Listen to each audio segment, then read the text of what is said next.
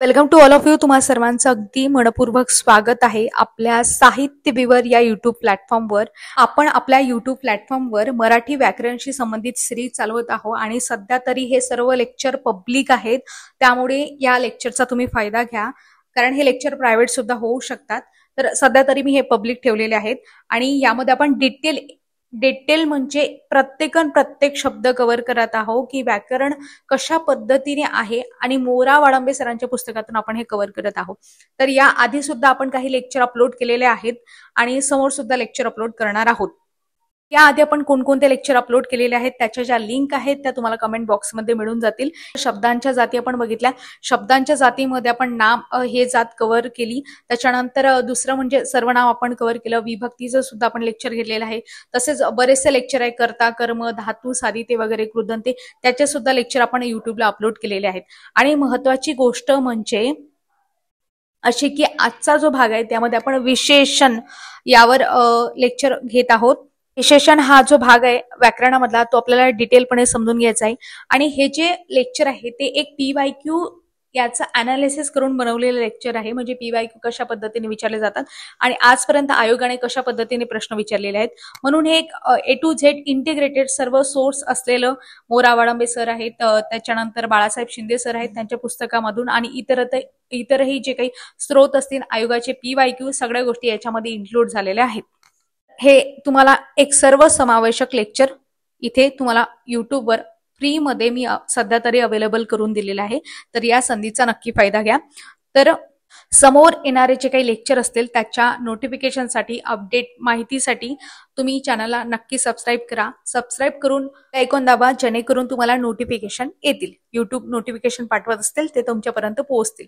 आणि महत्वाची गोष्ट मी प्रत्येक व्हिडिओ मध्ये सांगते, जसं पोस्ट हे एक सेक्शन आहे ज्यामध्ये आपण काही प्रश्न घेत असतो. दररोज आपण नवनवीन प्रश्नाचा सराव तिथे घेत असतो.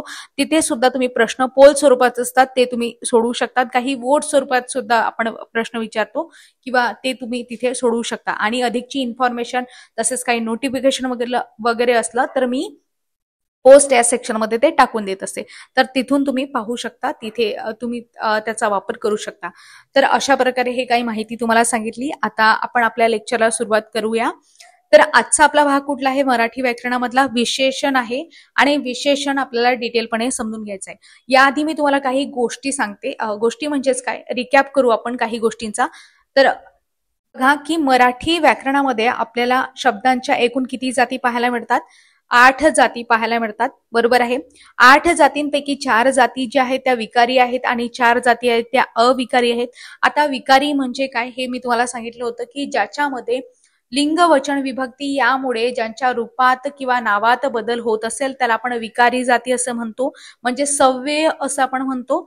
तर लिंग, वचन, विभक्ती यामुळे ज्यांच्या रूपात बदल होत नसेल त्यांना आपण अव्यय असे म्हणतो. आता विकारी जाती कुठल्या आहेत? जाती जसं नाम, सर्वनाम, विशेषण आणि क्रियापद ह्या विकारी जाती आहेत, कारण यांच्यामध्ये लिंग, वचन आणि विभक्ती यामुळे काय होते, त्यांच्या नावा रूपात बदल होते, म्हणजेच त्यांना विकार होतात, म्हणून आपण त्यांना विकारी असं म्हणतो, विकारी शब्दांच्या जाती म्हणतो. आणि उरलेल्या 4 ज्या आहेत त्या ज्या आहेत अविकारी. अविकारीमध्ये त्यांना अव्यय आपण असं म्हणतो, जसं मी तुम्हाला सांगितलं होतं. विशेषण अव्यय आहे, शब्दयोगी अव्यय आहे, उभयान्वयी अव्यय आहे आणि केवल प्रयोगी अव्यय आहे. अशा प्रकारे हे 4 आहेत, म्हणजे 4 शब्दांच्या जाती आहेत ज्या कशा आहेत? अविकारी, म्हणजेच काय, अव्यय आहेत, ज्यांना कुठल्याही प्रकारचे लिंग, वचन, विभक्तीचे विकार होत नाही. अशा प्रकारे शब्दांच्या किती एकूण जाती आहेत व्याकरणामध्ये? 8 जाती आपल्याला पाहायला मिळतात. ठीक आहे, डिटेलपणे समजलं. आणि या जातींपैकीच आपण काय बघणार आहोत? विशेषण बघणार आहोत. मला प्रश्न पडला असेल की विशेषण म्हणजे काय? विशेषण म्हणजे असा शब्द आहे जो नाम अथवा सर्वनामांचे विशेष गुणधर्म सांगतो. तुम्हाला नाम आणि सर्वनाम डिटेलपणे माहिती आहे का? नाम आणि सर्वनाम काय, त्याचे प्रकार काय, हे आपण डिटेलपणे घेतलेलं आहे. तुम्ही लिंक खाली दिलेल्या आहे डिस्क्रिप्शन मध्ये, तिथून तुम्ही पाहू शकता. आधी ते लेक्चर कंप्लीट करा आणि नंतर एक कंटिन्यू एक सिरीज कंप्लीट करा, म्हणजे तुम्हाला पूर्ण व्याकरण कव्हर होईल. तर बघा इथे विशेषण आपण बघत होतो. विशेषणामध्ये मी तुम्हाला काय सांगितलं? असा शब्द आहे जो नाम अथवा सर्वनामांचे विशेष गुणधर्म सांगतो. इथे एक गोष्ट सांगते तुम्हाला, थोडक्यात रिकॅप करते. नाम म्हणजे काय? नाम म्हणजे मी तुम्हाला सांगते की प्रत्यक्षात असणाऱ्या किंवा कल्पनेने जाणवलेल्या वस्तूंना किंवा त्याच्या गुणधर्माला जी नावे दिलेली असतात त्यांना आपण व्याकरणामध्ये नामे असे म्हणतो. ठीक आहे, नाम म्हणजे काय तुम्हाला समजलं. शॉर्टकटमध्ये म्हणजे एखादी वस्तू आहे, त्या वस्तूमध्ये फक्त ते वस्तू आहे, ते डोळ्यांनी दिसते म्हणजे तेवढंच नाही, तर तिच्यामध्ये काही गुणधर्म सुद्धा लपलेले आहेत. आपण काही काल्पनिक गोष्टी सुद्धा विचार करतो, तर ते सगळं जे आहे तर ते मटेरियल सगळं सगळं त्याचं गुणधर्म वगैरे सगळं ते नावामध्ये येते. म्हणजे प्रत्यक्षात असणाऱ्या किंवा कल्पनेने जाणवलेल्या वस्तूंना किंवा त्याच्या गुणधर्मांना जी नावे दिली असतात त्यांना आपण व्याकरणामध्ये काय म्हणतो, नामे असं म्हणतो. आता त्याच्यानंतर सर्वनाम हा प्रकार येतो. सर्वनाम म्हणजे मी तुम्हाला सांगितलं होतं, तर मी तुम्हाला सर्वनाम म्हणजे काय उदाहरण देते. माझं नाव काय, पल्लवी आहे, तर पल्लवी लेक्चर घेत आहे. पल्लवीने आधी नामाचं लेक्चर घेतलं, पल्लवीने याच्यानंतर सर्वनामांचं लेक्चर घेतलं आणि पल्लवी आता शिकवत आहे आणि पल्लवी आता विशेषणाचं लेक्चर घेत आहे. आता यामध्ये मी किती वेळा स्वतःचं नाव घेणार आहे, त्यापेक्षा असं म्हणेल ना मी की मी आधी सर्वनामांचं लेक्चर घेतलं किंवा नामांचं लेक्चर घेतलं. आता सध्या मी कशाचं लेक्चर घेत आहे, तर विशेषणाचं लेक्चर घेत आहे. यामध्ये पल्लवी या नावाचा वारंवार वापर होत होता, तो मी टाळला आणि त्याच्याऐवजी काय ते वापरलं, सर्वनाम वापरलं. म्हणजेच आपण सर्वनाम म्हणजे याची डेफिनेशन अशी करू शकतो, नामाचा पुनरुच्चार किंवा नामाचा पुनर्वापर टाळण्यासाठी काय होते, नामाच्या जागी आपण काय वापरत असतो, सर्वनामे वापरत असतो. सर्वनामाची डेफिनेशन कशी कराल, की नामाचा पुनरुच्चार किंवा नामाचा पुनर्वापर टाळण्यासाठी सर्व प्रकारच्या नामांच्या जागी येणाऱ्या विकारी शब्दाला सर्वनाम असे म्हणतात. आता तुम्हाला क्लिअर आहे, बरोबर आहे. जसं माझं नाव आहे पल्लवी, पल्लवी पल्लवी प्रत्येक वाक्यामध्ये टाळलं, त्याच्या ठिकाणी मी वगैरे असे सर्वनाम वापरले. म्हणूनच आपण काय म्हणतो, नामाचा पुनर्वापर मी इथे टाळलेला आहे. आता तुम्हाला समजलं असेल सर्वनाम म्हणजे काय. सुरुवातीला नाम समजून घेतलं, नंतर सर्वनाम समजून घेतलं. आता तुम्हाला समजेल विशेषण म्हणजे काय. आता विशेषण म्हणजे असा शब्द आहे जो नाम अथवा सर्वनाम यांचे विशेष गुणधर्म सांगतो किंवा त्यांचे विशेष सांगतो. तर नामाबद्दल विशेषण काय करत असते, अधिकची माहिती सांगून नामाची व्याप्ती काय करत असते, मर्यादित करते. म्हणूनच आपण याला काय म्हणतो, विशेषण असे म्हणतो. आता ते तुम्हाला समजणारच आहे. तर बघा, जसं आता मी तुम्हाला एक उदाहरण देते. फुलं आहेत, फुलं काय आहे, एक नाम आहे आणि त्याबद्दल जर म्हटलं तर सुंदर फुल आहे. सुंदर फुल म्हणजे त्या नामाबद्दल काय, ती व्याप्ती काय करत आहे, मर्यादित करत आहे. म्हणजे इथे सुंदर काय होईल, विशेषण होईल. आता आपण बघतो विद्यार्थी आहेत. विद्यार्थी कसे आहेत, हुशार आहेत. फक्त विद्यार्थी हे काय झालं, एक नाम झालं आणि नामाबद्दल विशेष माहिती सांगितली, विद्यार्थी हुशार आहेत किंवा विद्यार्थी हुशार आहे असं. तर यामध्ये आपण बघतो की हे काय झालं, हुशार येते, विशेषण झालं. झेंडा आहे, झेंडा कसा आहे, तर लाल आहे, म्हणजे त्याबद्दल अधिकची माहिती सांगितली, बरोबर आहे ना. झेंड्याबद्दल अधिकची माहिती काय सांगितली, लाल आहे तो, म्हणून लाल काय झालं, इथे विशेषण झालं. अशा प्रकारे तुम्हाला विशेषण म्हणजे काय हे समजलं असेल. तर तुम्ही असं म्हणू शकता ना की विशेषण आहे ते नामाबद्दल अधिकची माहिती सांगते आणि नामाचं जे वैशिष्ट्य असते किंवा त्याची व्याप्ती आहे ते काय करते, मर्यादित करते आणि साधारणतः ते नामापूर्वी येते.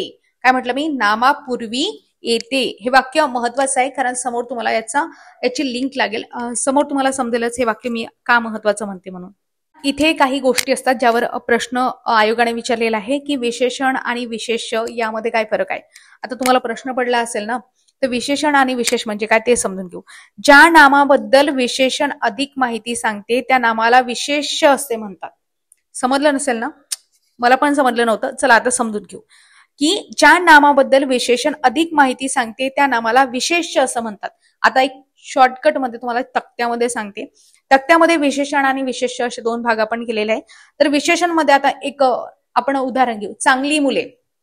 चांगली मुले, यामध्ये मुले हे नाम आहे आणि चांगली हे काय विशेषण आहे. तर बघा, चांगली हे विशेषण आहे, मुले हे नाम आहे. म्हणजे कोणाबद्दल माहिती सांगितलेली आहे इथे, विशेष्य कोणाचं सांगितलेलं आहे, मुलांबद्दल ना, मग मुले काय झाले इथे, विशेष्य झाले. बरोबर आहे, समजलं तुम्हाला. आता त्याच्यानंतर आपण बघतो काळा कुत्रा. आता कुत्रा आहे हे काय झालं इथे, विशेष्य झालं आणि विशेषण काय झालं, काळा. त्याच्यानंतर हिरवे रान आहे, रान हे काय झालं, विशेष्य झालं आणि विशेषण काय झालं, हिरवे झालं. त्याच्यानंतर 5 टोप्या, यापैकी विशेष्य काय झालं, टोप्या झालं आणि विशेषण झालं 5.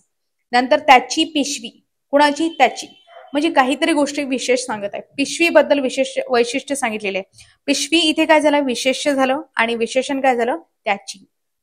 नंतर आपण बघतो खूप लोक आहेत पण कसे आहेत, खूप आहेत. म्हणजे खूप काय झालं, एक विशेषण झालं आणि विशेष्य काय झालं, लोक झाले.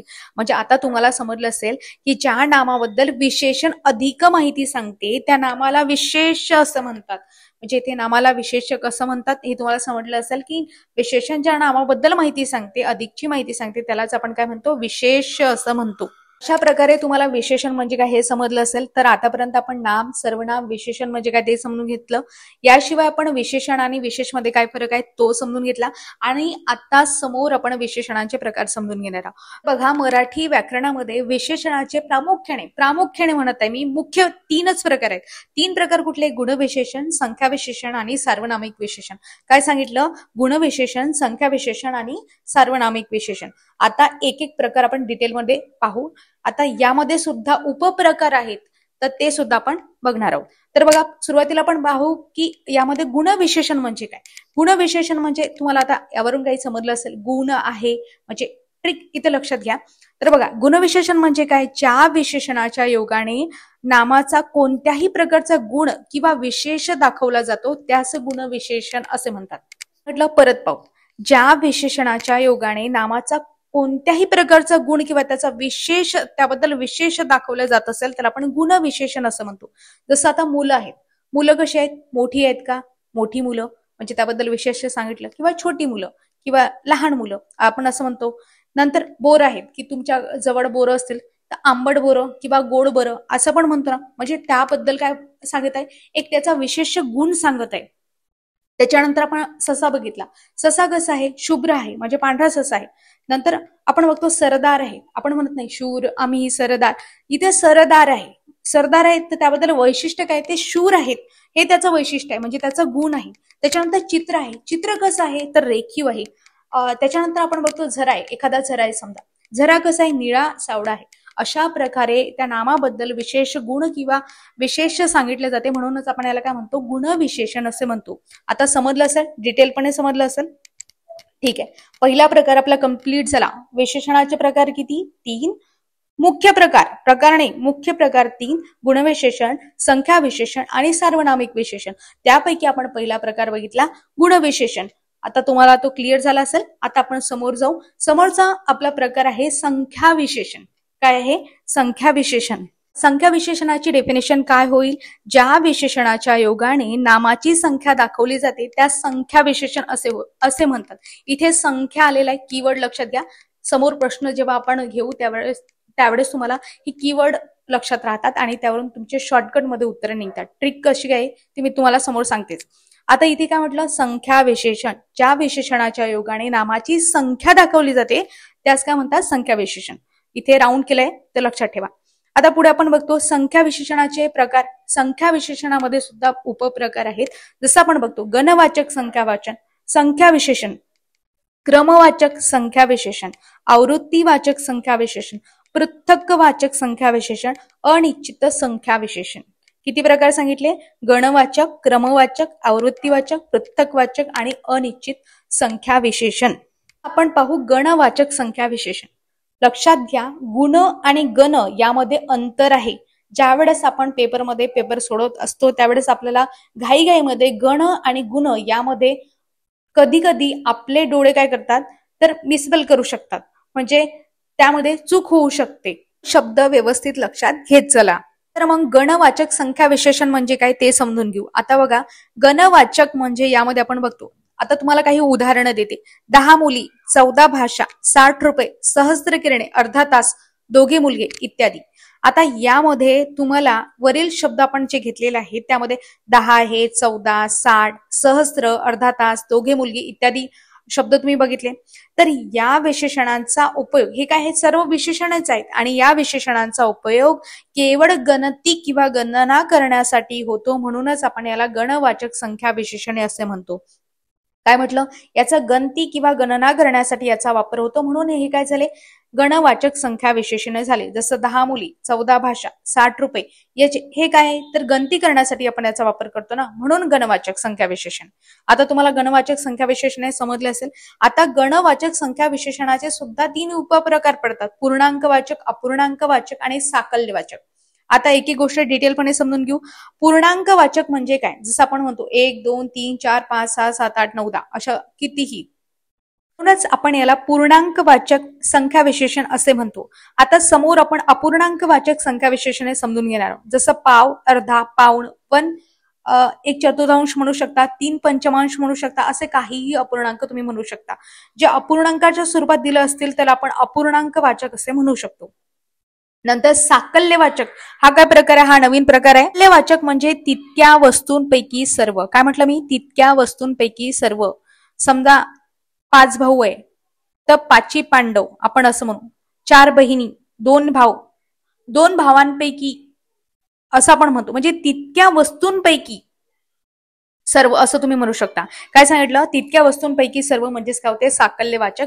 अशा प्रकारे गणवाचक संख्या विशेषण आहे ज्याची आपण गणना किंवा गणती करण्यासाठी वापर करतो. म्हणूनच आपण त्याला काय म्हटलं होतं? गणवाचक संख्या विशेषण म्हटलं. आणि गणवाचक संख्या विशेषणामध्ये 3 उपप्रकार पडले, जसं पूर्णांकवाचक, अपूर्णांकवाचक आणि साकल्यवाचक. अशा प्रकारे तुम्हाला गणवाचक संख्या विशेषण आता क्लिअर झालं असेल.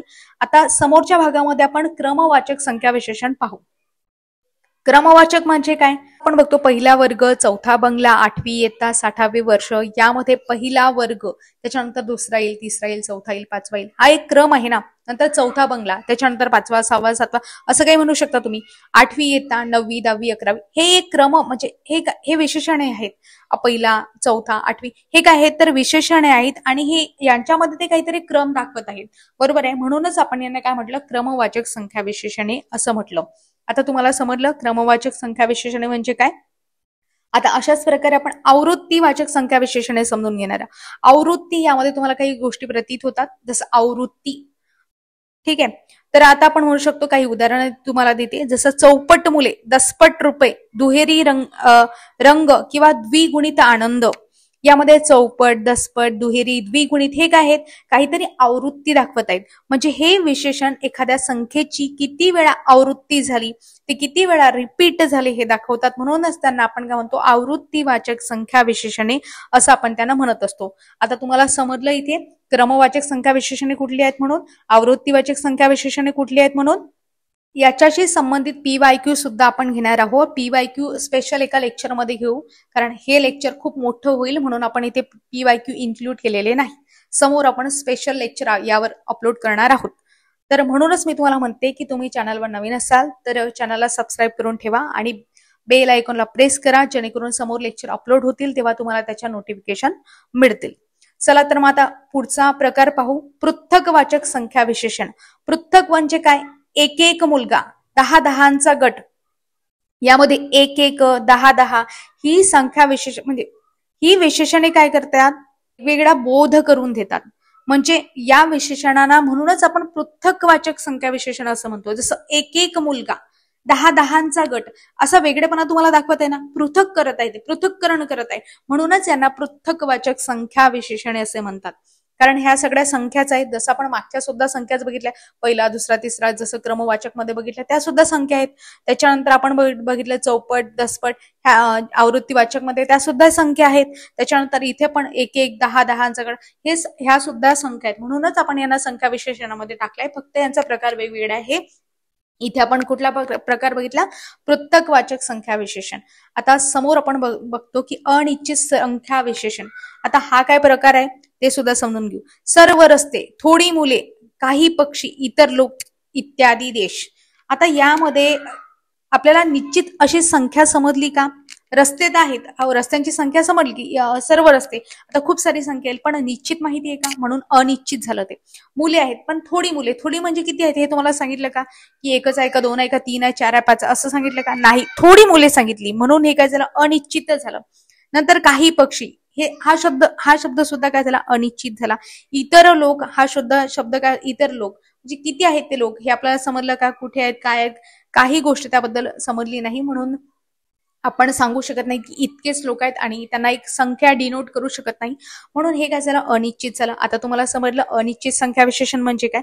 वरील शब्दातील सर्व, थोडी, काही, इतर हे जे शब्द आहेत हे संख्या विशेषणे निश्चित अशी संख्या दाखवत नाहीत, म्हणून यांना अनिश्चित संख्या विशेषणे असं म्हणतात. अशा प्रकारे आपण संख्या विशेषणामध्ये हे प्रकार इथे समजून घेतले.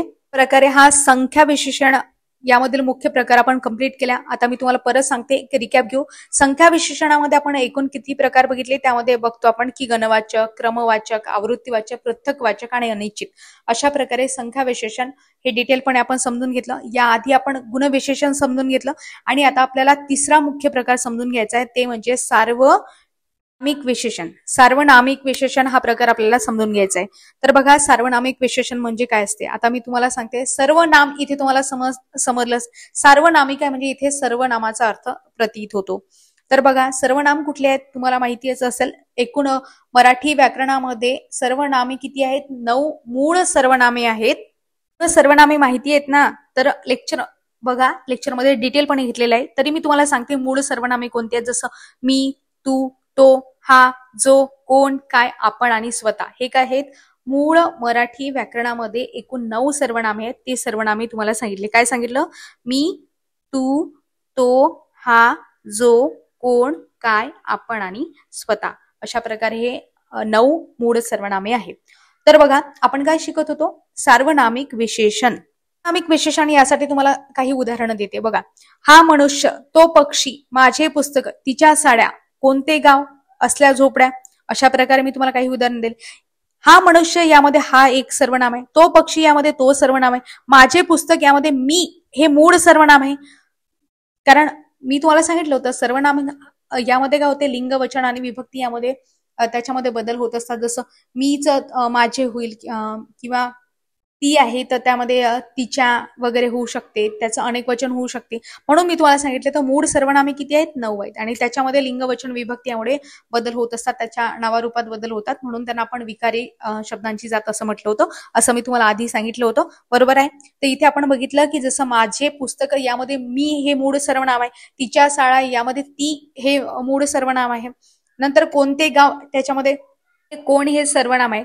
तर अशा प्रकारे मूळची सर्वनामे मी तुम्हाला सांगितली ते इथे आलेले आहेत. म्हणजे आपण बघतो की सर्वनाम हे काय आहेत? नामाच्या ऐवजी येत असते. काय ते सर्वनाम आपण बघितलं होतं, सर्वनाम हे नामाच्या ऐवजी येते.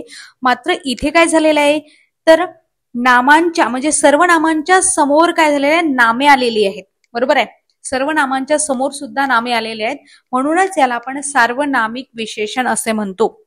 शिकलं की नामाचा पुनरुच्चार टाळण्यासाठी किंवा नामाची पुनरावृत्ती टाळण्यासाठी आपण सर्वनामाचा वापर करतो. मात्र म्हणजे नामांच्या ऐवजी सर्वनाम येत असते. मात्र इथे काय झालेलं आहे? तर सर्वनामांच्या पुढेच नामे आलेली आहेत. म्हणून आपण याला सार्वनामिक विशेषण असं म्हटलं आहे. ती सर्वनामे राहिली नसून त्यांच्या पुढे आलेल्या नामांबद्दल ते विशेष माहिती सांगत आहे. म्हणूनच आपण त्यांना ते काय करतात? तर विशेषणाचे कार्य करतात आणि म्हणूनच आपण त्यांना सार्वनामिक विशेषण असं म्हटलंय. तुम्हाला समजलं ना आता की ही आता सर्वनामे राहिलेली नाहीयेत, कारण ती काय झाले? नामाबद्दल अधिक माहिती सांगत आहेत. म्हणून ते काय झाले? सार्वनामिक विशेषण झाले. ठीक आहे. आता टॉपिक तुम्हाला क्लिअर समजला असेल. त्याला एक नाव सुद्धा आहे, सर्वनाम साधित विशेषण असं सुद्धा याला म्हणतात. की सर्वनामांपासून बनलेल्या अशा विशेषणांना सार्वनामिक विशेषण किंवा सर्वनाम साधित विशेषण असं सुद्धा म्हणतात. आता मी तुम्हाला जसं सांगितलं होतं की जसं मी, तू, तो, हा, जो, कोण, काय ही सर्वनामे अशा वेळी नेहमीच त्यांच्या मूळ रूपात न येतात त्यांच्यात पुढील प्रमाणे बदल होत असतो. जसं मीच माझा, आम्हीच आमचा, तूच तुझा, तुम्हीच तुमचा, तोच त्याचा, तीच त्याचा, तिचा. अशा प्रकारे समजा हाय तर हा असा, असला, एवढा, अमका, असा. तो असेल तर तसा, तसला, तितका, तेवढा, टमका, असा, तमका, असं त्याच्यामध्ये बदल होत असतो. जो असेल तर जसा आणि जितका. त्याच्यानंतर कोण असेल तर कोणता किंवा केवढा. त्याच्यानंतर काय असेल तर कसा आणि कसला. अशा प्रकारचे बदल होत असतात. म्हणून आपण इथे एक एक्झाम्पल बघितलं होतं ज्यामध्ये असल्या झोपड्या आपण बघितलं होतं ना. यामध्ये हा म्हणजे हे एक सर्वनाम आलेलं आहे ज्याच्यामध्ये बदल झालेला आहे. म्हणजे ते विशेषणाचं कार्य करते. कारण ते कशापासून बनलेलं आहे? हा या मूळ सर्वनामापासून बनलेला आहे. हाच मी तुम्हाला सांगितलं ना, असा, असल्या, असला, एवढा, अमका. अशा प्रकारे विशेषणामध्ये त्याचा वापर करताना त्याच्या नावारूपामध्ये बदल होतो. ठीक आहे. अशा प्रकारे आपण काही गोष्टी समजून घेतल्या. म्हणजे आपण काय समजून घेतलं? सर्वनाम साधित किंवा सर्वनामांपासून बनलेलं म्हणजे सार्वनामिक विशेषण समजून घेतलं. आपण इथे म्हणू शकतो जसं नामे आहे, सर्वनामे आहे, धातू साधिते आहेत, अव्यय साधिते यांचा सुद्धा विशेषणासारखा उपयोग होत असतो. आता ते आपण डिटेलपणे समजून घेऊ. जसं आपण बघतो नाम साधित विशेषणे, जसं सर्वनाम साधित विशेषण तुम्हाला सांगितलं तसं नाम साधित सुद्धा आहेत. जसं आता मी तुम्हाला काही उदाहरणं देते. आज साखर काकडी खाल्ली, त्याचा मित्र पुस्तक विक्रेता होता, रामला फळभाजी फार आवडते. आता मी तुम्हाला इथे काही उदाहरणं दिले ज्यामध्ये मी आज साखर काकडी खाल्ली, यामध्ये साखर काय आहे, नाम आहे, परंतु ते काकडीबद्दल एक विशेष माहिती सांगते. म्हणजे सुद्धा नाम आहे आणि काकडी सुद्धा नाम आहे, परंतु ते काकडीबद्दल विशेष माहिती सांगत आहे म्हणून ते काय झालं, नामसाधित विशेषण झालं. त्याच्यानंतर पुस्तक आणि विक्रेता हे काय आहेत, दोन्ही सुद्धा नामे आहेत, परंतु इथे पुस्तक हे काय सांगत आहे, तर विक्रेत्याबद्दल अधिकची माहिती सांगत आहे म्हणून हे काय झालं, नामसाधित विशेषण झालं. नंतर रामला फळ आणि भाजी फार आवडते, यामध्ये भाजी सुद्धा नाम आहे आणि फळ सुद्धा नाम आहे. त्यामध्ये भाजी कशी आहे, पण फळभाजी आहे, म्हणजे भाजीबद्दल अधिकची माहिती सांगते म्हणून हे काय झालं, हे फळ नाम असून सुद्धा विशेषणाचं कार्य इथे करते म्हणून हे काय झालं, नामसाधित विशेषण झालं. आपण सार्वनाम साधित विशेषण आपण बघतो जे आपण आता शिकलेलंच आहे. त्याच्यानंतर धातू साधित विशेषण हा एक प्रकार आहे. धातू साधित विशेषण म्हणजे काय, धातू म्हणजे काय असते, आता तुम्हाला डिटेलपणे मी आधी एक लेक्चर घेतलेलं आहे, त्यामध्ये धातू आणि धातू साधिते म्हणजे त्याला कृदंते म्हणजे काय, त्याचे वेगवेगळे प्रकार ते पण डिटेलपणे घेतलेले आहे. तर आता मी इथे तुम्हाला काही गोष्टी सांगते. धातू म्हणजे काय असते, क्रियापद ज्या शब्दापासून तयार होते, ज्या मूळ शब्दापासून तयार होते, म्हणजे रूट वर्ड म्हणू शकतात किंवा वर्बचा रूट म्हणजे वर्बचा मूळ काय आहे, क्रियापदाचा मूळ काय आहे, त्याला आपण धातू असं म्हणत असतो. जसं खाणारा, यामध्ये खा हा मूळ धातू असतो. इथे काही एक्झाम्पल घेतलेले आहे, त्यावरून तुम्हाला धातू म्हणजे काय हे समजूनच जाईल. तर बघा काही उदाहरणं देते. पिकलेला आंबा, रांगणारे मूल, वाहती नदी, हसरी मुलगी, बोलकी बाहुली. यामध्ये तुम्हाला काय, पिकलेला मध्ये पीक हा धातू भेटतो, रांगणारामध्ये रांग हा धातू भेटतो, वाहती नदी यामध्ये वाह हा धातू भेटतो, हसरी मुलगी यामध्ये हस हा धातू भेटतो आणि बोलकी बाहुली यामध्ये बोल हा धातू भेटतो. म्हणजे हे काय आहेत, धातूंपासून बनलेले विशेषण आहेत. तर बघा आंबा काय आहे, नाव आहे, मुलं नाव आहे, नदी, मुलगी आणि बाहुली हे सगळे नाम आहे आणि नामाच्या आधी विशेषण आलेले आहेत आणि ते धातूंपासून बनलेले आहेत. जसं पीक पासून पिकलेला, रांग पासून रांगणारे, वाह पासून वाहती, ऊस पासून हसरी, बोल पासून बोलकी. तर हे काय आहेत, तर धातूंपासून बनलेले आहेत म्हणून आपण यांना काय म्हणतो, धातू साधित विशेषणे असे म्हणतो. ठीक आहे, कारण ते काय करत आहेत, तर विशेष माहिती सांगत आहे नामाबद्दल म्हणून ते काय झाले, धातू साधित विशेषणे झाले. आता अव्यय साधित विशेषणे हा काय प्रकार आहे ते सुद्धा समजून घेऊ. अव्यय साधित म्हणजेच काय, ही उदाहरणं देते. यामध्ये वरचा मजला, खालची माडी, मागील दार, पुढची गल्ली असे काही उदाहरणं तुम्हाला सांगितले. आणि मजला, गाडी, दार आणि गल्ली हे काय आहेत, नाम आहेत. तर आपण बघतो नामाच्या पूर्वी विशेषणे आले आहेत, कारण वरचा, खालची, मागची, पुढची. मात्र वर, खाली, मागे, पुढे हे काय आहेत, तर हे अव्यय आहेत आणि या अव्ययापासून हे काय झालेले आहेत, विशेषण बनलेले आहेत म्हणूनच आपण यांना काय म्हणतो, अव्यय साधित विशेषण असे म्हणतो.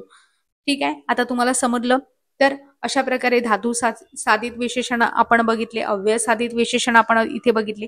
आता आधी विशेषण आणि विधी विशेषण हा काय प्रकार आहे ते सुद्धा आपण समजून घेणार आहोत. आधी म्हणजे आधी येणारा आणि विधी म्हणजे नंतर येणारा. आता शॉर्टकट मध्ये सांगितलं, आता डिटेलपणे सांगते. विशेषण हे सामान्यतः विशेष्याच्या पूर्वी येते, जसं चांगला मुलगा सर्वांना आवडतो. इथे चांगला हे काय झालं, आधी विशेषण झालं. वाक्य नीट लक्षात घ्या, चांगला मुलगा सर्वांना आवडतो, बरोबर आहे. हे वाक्य तुम्हाला सांगितलं, यामध्ये चांगला हे विशेषण आहे, मुलगा हे नाम आहे. तर मुलाच्या आधी चांगला हे विशेषण आलेलं आहे म्हणून याला आपण काय म्हणू, आधी विशेषण, बरोबर आहे. पूर्व विशेषण असं सुद्धा म्हणू शकतो. ठीक आहे, मग आता विधी म्हणजे काय, त्यासाठी आणखी एक उदाहरण घेते. तो मुलगा चांगला आहे. आता यामध्ये मुलाच्या नंतर चांगला हे विशेषण आलेलं आहे म्हणजे काय म्हणू शकता तुम्ही, याला विधी विशेषण, कारण ते कसे आहे, नामाच्या नंतर आलेलं आहे म्हणून आपण त्याला काय म्हटलं, विधी विशेषण असं म्हटलं. आता समजलं तुम्हाला आधी विशेषण आणि विधी विशेषण यातला फरक समजला असेल. आणखी काही उदाहरणे पाहू. हुशार आहे, यामध्ये काय आलेलं आहे, मुलगा हे नाम आहे आणि मुलाच्या नंतर विशेषण आलेलं आहे म्हणून हे काय होईल, विधी विशेषण होईल.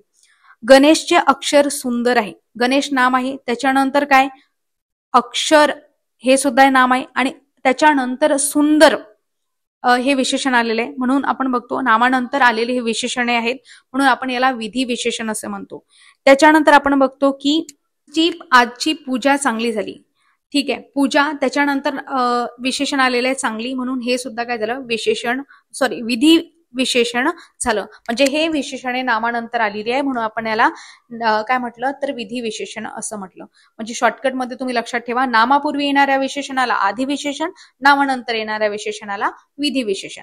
ठीक आहे, प्रकार समजून घेतला इथे आधी आणि विधी काय आहे म्हणून. आता तुम्हाला समजलं असेल. समजत असेल तर फीडबॅक देत चला. लेक्चर कसं वाटते ते सुद्धा सांगत चला. आवडल्यास लाईक, शेअर आणि सबस्क्राईब करायला विसरू नका आणि तुमच्या मित्रमैत्रिणींना सुद्धा शेअर करा.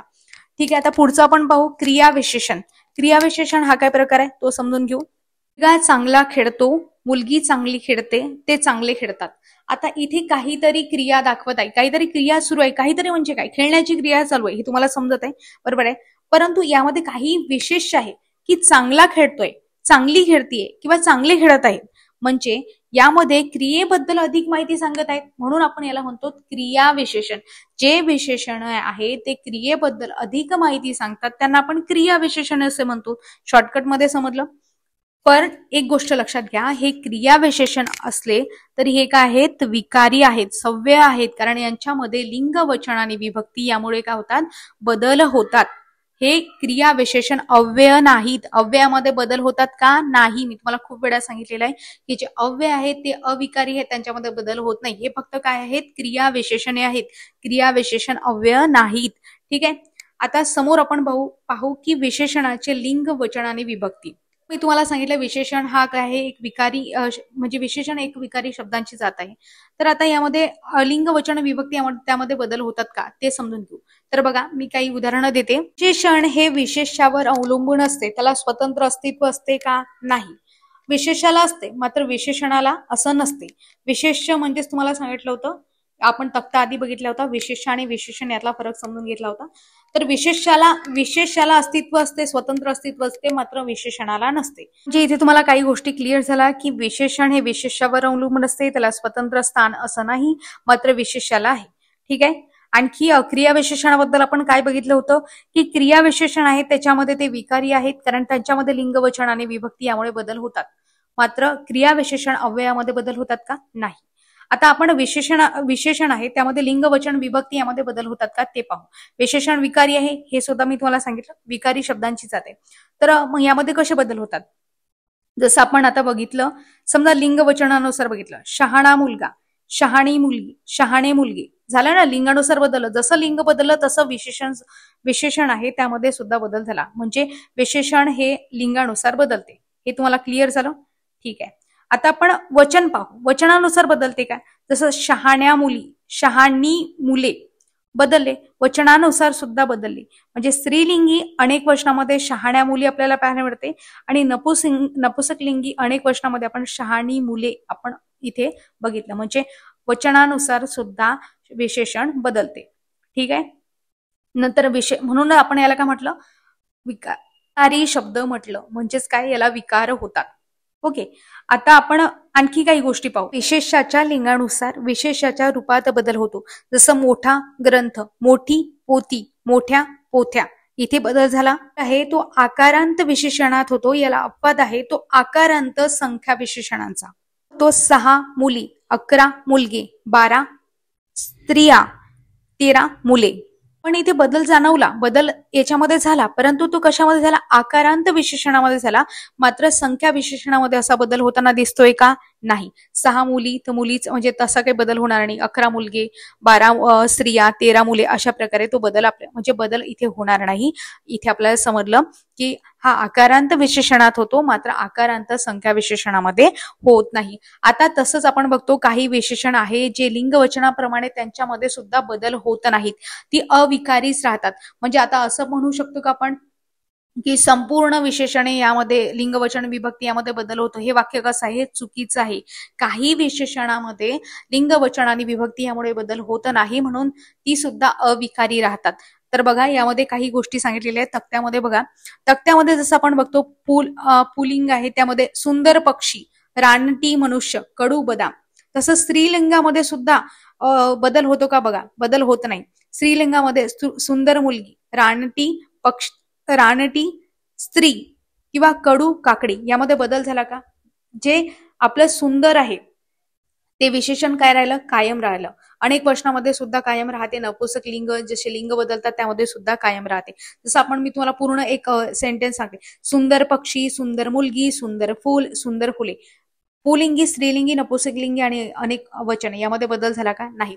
रानटी मनुष्य, रानटी स्त्री, रानटी गवत आणि रानटी माणसे कोणताच यामध्ये त्याच्यामध्ये बदल झाला नाही. कडू बदाम, कडू काकडी, कडू कारले आणि कडू कारली यामध्ये कडू या शब्दामध्ये बदल झाला का? म्हणजे कडू या विशेषणात बदल झाला का? बदल झाला नाही. म्हणजे काही विशेषण आहे जे लिंग वचनाप्रमाणे सुद्धा बदलत नाहीत, ते अविकारीच राहतात. इथे तुम्हाला काही गोष्टी समजल्या तर ठीक आहे. महत्वाची गोष्ट की शब्दांचे व्याकरण सांगताना विशेषणाचे लिंग वा वचन सांगण्याची पद्धत नाही, कारण ते विशेषाच्या लिंगाप्रमाणे बदलत असते. विशेषाच्या लिंगाप्रमाणे बदलते म्हणून विशेषणाचे सांगत नाही. विशेष आणि विशेषण यातला फरक तुम्हाला समजलाच असेल. विशेषणास विभक्ती प्रत्यय लावण्याची सुद्धा पद्धती नाही. मुख्य फरक इथे लक्षात घ्या. काय म्हटलं मी? विशेषणास विभक्ती प्रत्यय सुद्धा लावण्याची पद्धती नाही. तर अशा प्रकारे संपूर्ण विशेषण हा टॉपिक आपण डिटेलपणे समजून घेतला. प्रत्येक गोष्ट कव्हर झाली. जेव्हा तुम्ही या प्रश्नांचे म्हणजे आयोगाने विचारलेले प्रश्न पाहासाल किंवा सोडवसाल किंवा बघसाल त्यावेळेस तुम्हाला समजेल की त्यामध्ये तुम्ही प्रत्येक टॉपिक क्लिअर केलेला आहे आणि डिटेलपणे लेक्चर ऐकलं असेल, मन लावून ऐकलं असेल तर प्रत्येक प्रश्नाचं उत्तर तुम्हाला येईल. समोर आपण PYQ घेणारच आहोत आयोगाने विचारलेले. याशिवाय TCS आणि IBPS कशा पद्धतीने प्रश्न विचारते त्याचे सुद्धा लेक्चर अपलोड करणार आहोत. तर जसं मला वेळ मिळेल तसे मी लेक्चर अपलोड करत राहील. तर आपण डिटेलपणे काही रिकॅप घेऊ, विशेषणाचे कार्य आणि उपयोग समजून घेऊ. तर बघा, विशेषणाचे मुख्य कार्य हे की ते नामाबद्दल विशेष माहिती सांगतात आणि नामाची व्याप्ती मर्यादित करतात. आता हे तुम्हाला समजलं. त्याची गोष्ट विशेषण हे नामासह येते. नाम नसेल म्हणजे विशेष नसेल तर विशेषणच नसणार. बरोबर आहे. नामासह येते म्हणून आपण बघतो विशेष असेल तरच विशेषण असेल. नंतर नामात नाम म्हणजे वाक्यात नामच नसेल तर विशेषण असणार नाही. म्हणजे विशेष नसेल तर विशेषण नसेल. तर बघा, यामध्ये काही गोष्टी म्हणजे वाक्यात नाम नसेल तर विशेषण असणार नाही. ठीक आहे. नाम म्हणजेच तुम्ही विशेष असं म्हणू शकता. इथे बघा, आता काही गोष्टी सांगितलेल्या आहे. नामसदृश्य विशेषणे, जे विशेष म्हणजे विशेषणाच्या पुढे नाम असते तेव्हा ते विशेषण नामाचे कार्य करते. आता यामध्ये काही एक्झाम्पल देते. काय म्हटलं मी? नामसदृश्य विशेषणे, विशेषणाच्या पुढे नाम नसते तेव्हा ते विशेषण नामाचे कार्य करते. चुकून असते म्हटलं गेलं होतं, ते व्यवस्थित करून घ्या. विशेषणाच्या पुढे नाम नसते तेव्हा ते विशेषण नामाचे कार्य करते. जसं आपण बघतो, 2 उदाहरण आहेत. श्रीमंत माणसांना गर्व असतो. हे काय झालं? इथे श्रीमंत हे विशेषण झालं. दुसऱ्या वाक्यामध्ये श्रीमंतांना गर्व असतो. हे काय झालं? मात्र नाम झालं. तुम्हाला इथे समजलं असेल की विशेषणाच्या पुढे जेव्हा नाम नसते तेव्हा ते काय करते? विशेषणाचे म्हणजे विशेषण जे आहे ते नामाचं कार्य करते. जसं मी तुम्हाला दुसऱ्या उदाहरणामध्ये सांगितलं, श्रीमंतांना गर्व नसतो. इथे विशेषण आहे श्रीमंत पहिल्या वाक्यामध्ये, तर दुसऱ्या वाक्यामध्ये ते काय झालेलं आहे? नाम झालेलं आहे. कारण पहिल्या वाक्यामध्ये श्रीमंत त्याच्यानंतर माणसांना गर्व असतो असं आलेलं आहे. म्हणजे विशेषणाच्या पुढे नाम आलेलं आहे म्हणून ते काय झालं? विशेषण झालं. मात्र जेव्हा विशेषणाच्या पुढे नाम आलेलं नाही, श्रीमंतांना गर्व असतो यामध्ये काय नाम आलेलं नाही म्हणून ते विशेषण कोणाचं काम करते? नामाचं काम करते. आता तुम्हाला समजलं डिटेलपणे. पुन्हा सांगितलं कारण समजलं पाहिजे यासाठी. नंतर आपण बघतो दर्शक विशेषणे. दर्शक विशेषणामध्ये ही मुलगी चालाक आहे. आता ही म्हणजे काहीतरी दाखवत आहात तुम्ही म्हणून हे काय झालं? एक दर्शक विशेषण झालं. त्याच्यानंतर आपण संबंधी म्हणजे जो मुलगा व्यायाम करतो तो सशक्त होतो. इथे जो म्हणजे संबंध दाखवत आहे. जो मुलगा करेल तोच हे होईल म्हणजे संबंध आहे ना त्याच्याशी, म्हणून हे संबंधी सर्वनाम झालं. संबंधी विशेषण झालं. इथे संबंधी विशेषण आहे म्हणून लक्षात घ्या. संबंधी विशेषण म्हणजे जो मुलगा व्यायाम करतो तो सशक्त होतो, तो त्याच्याशी संबंध दाखवत आहे म्हणून. त्याच्यानंतर प्रश्नार्थक विशेषणे. प्रश्नार्थक विशेषणे म्हणजे कशाला म्हणाल तुम्ही? कोण मनुष्य येऊन गेला, त्याने काय पदार्थ आणले, इथे प्रश्न विचारले ना म्हणून हे प्रश्नार्थक विशेषणे म्हणून काम करतात. त्याच्यानंतर सार्वनामिक विशेषणे. आता ते तुम्हाला सांगितले, आम्हा मुलांना कोण विचारतं? सार्वनामिक म्हणजे ज्यामध्ये सर्वनाम येते आणि सर्वनामामध्ये मी तुम्हाला सांगितलं की कसा बदल होत असतो. तर अशा प्रकारे आपण सर्व म्हणजे विशेषण आहे, विशेषण हा टॉपिक डिटेलपणे समजून घेतला. यावरचे प्रश्न PYQ आपण समोर घेणारच आहोत. याशिवाय पोस्ट सेक्शन मध्ये सुद्धा आपण अपलोड करणार आहोत. तर हे लेक्चर तुम्हाला कसं वाटलं हे कमेंट बॉक्समध्ये सांगायला विसरू नका. आणि तुमचे काही प्रश्न असतील, काही कमेंट्स असतील तर त्या बिंदासपणे कमेंट बॉक्समध्ये सांगा. समोर येणाऱ्या लेक्चरच्या नोटिफिकेशनसाठी सबस्क्राईब करून ठेवा आणि बेल आयकॉनला दाबा. ठीक आहे. तर अशा प्रकारे इथे मी ही माझं लेक्चर संपवते. तर भेटूया पुढील भागामध्ये अशाच नवनवीन व्हिडिओसह. तोपर्यंत तुम्हा सर्वांचे मनापासून आभार. धन्यवाद.